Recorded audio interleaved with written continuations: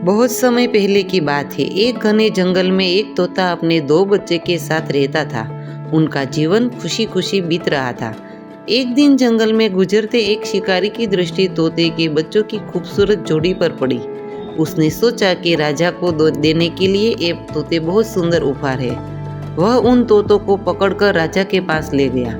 जब उसने वे तोते राजा को उपहार स्वरूप दिए तो राजा बहुत खुश हुआ और शिकारी को उसने 100 सोने के सिक्के इनाम में दिए।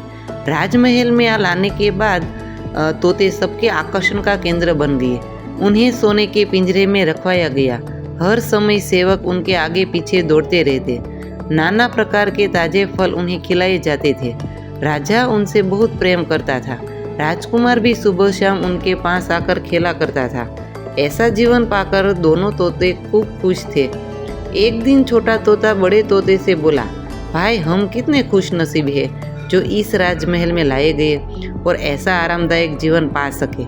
यहाँ हर कोई हमसे कितना प्यार करता है, हमारा कितना ख्याल रखते हैं। हाँ भाई, यहाँ हमारी ज़रूरत की हर चीज़ बिना मेहनत के हमें मिल जाती है। हमारा जीवन पहले से अधिक आरामदायक हो गया है। सबसे अच्छी बात तो ये है कि यहाँ हमें हर किसी से प्रेम मिलता है।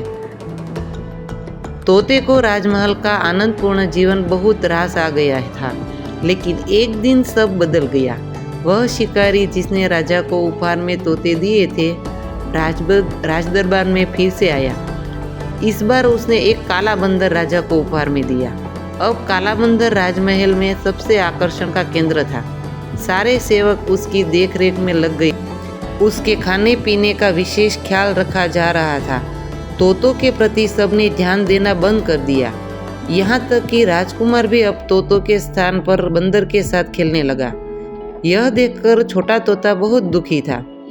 वह बड़े तोते से बोला, भाई इस काले बंदर ने हमारी सारी खुशियाँ छीन ली है। इसके कारण अब हमारी ओर कोई ध्यान ही नहीं देता।